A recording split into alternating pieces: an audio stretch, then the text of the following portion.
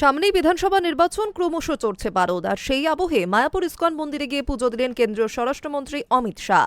শুধু তাই নয়, সবকিছুর ঊর্ধ্বে গিয়ে নিজেকে শ্রী চৈতন্য মহাপ্রভুর একনিষ্ঠ অনুগামী হিসেবেই তুলে ধরলেন তিনি।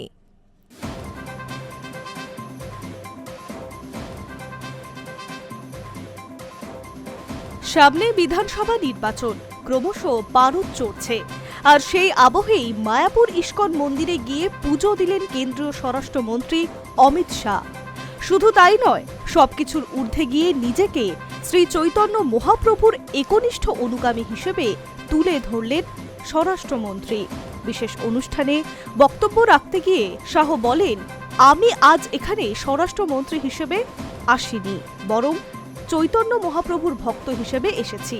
এমনকি বহুবার মায়াপুরে আসার ইচ্ছে থাকলেও তা যে বারবার পিছিয়ে গিয়েছিল তা নিয়ে আক্ষেপ ধরা পড়ল শাহের বক্তব্যে। শ্রীল ভক্তসিদ্ধ সরস্বতী ঠাকুর মহারাজের ১২৫তম জন্ম উৎসব উপলক্ষে বুধবার মায়াপুরের বিশেষ অনুষ্ঠানে যোগ দিলেন অমিত শাহ। সেখানে পৌঁছে প্রথমে মন্দিরে পুজো দিলেন, এরপর সরাসরি মঞ্চে বক্তব্য রাখতে ওঠেন অমিত শাহ।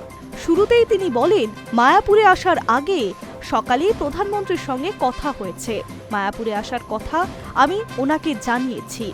উনি মন থেকে মায়াপুরের সকল ভক্তদের হয়ে হরে কৃষ্ণ অভিবাদনও জানিয়েছেন। এরপরে শাহের সংযোজন। সভা শুরুতেই তিনি বলেন, আমাকে স্বরাষ্ট্রমন্ত্রী হিসেবে সম্বোধন করা হলো, কিন্তু স্বরাষ্ট্রমন্ত্রী হিসেবে আমি এখানে আসিনি, এসেছি শ্রী চৈতন্য মহাপ্রভুর অনন্য ভক্ত হিসেবে। শুধু তাই নয়, শাহ আরও বলেন, ভক্তি আন্দোলনের সূচনা করেছিলেন চৈতন্যদেব, আর সেই আন্দোলন গোটা বিশ্বে ছড়িয়ে দিয়েছিলেন। এমন পুণ্যভূমিতে এসে চেতনা জাগ্রত করার সুযোগ পাওয়ার জন্য তিনি যে ধন্য, তাও তিনি তুলে ধরেছেন তার বক্তব্যে। তার কথায়, মহাপ্রভুর এই জন্মভূমিতে পা রাখতে পেরে তিনি নিজেকে ধন্য ও কৃতজ্ঞ মনে করছেন। তবে শাহের মায়াপুর সফর নিয়ে মঙ্গলবারই কটাক্ষ ছুড়ে দিয়েছিলেন তৃণমূল সাংসদ মহুয়া মৈত্র। তিনি জানান, নির্বাচনের আগে এই ধরনের সফরের কোনো রাজনৈতিক উদ্দেশ্য আছে কিনা তা জনগণ বিচার করবে। তিনি মায়াপুর ইস্কন মন্দির পরিদর্শনে আসছেন, তার এই সফর তীব্র রাজনৈতিক আলোচনার জন্মও দিয়েছে। ধর্মীয় স্থান পরিদর্শন করা ব্যক্তিগত বিষয় হলে নির্বাচনের আগেই এই সফর কোনো রাজনৈতিক উদ্দেশ্য আছে কিনা সেটা দেখার বিষয়। উল্লেখ্য, দীর্ঘদিন ধরে মায়াপুরে আসার পরিকল্পনা থাকলেও বারবার পিছিয়ে যাচ্ছিল বলে জানান কেন্দ্রীয় মন্ত্রী। বুধবার সেই আক্ষেপও করেছেন তিনি।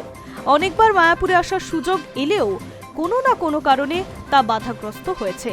তাই বুধবার মহাপ্রভুর পূর্ণ জন্মভূমিতে পা রাখতে পেরে তিনি নিজেকে কৃতজ্ঞ মনে করছেন। Hi news network.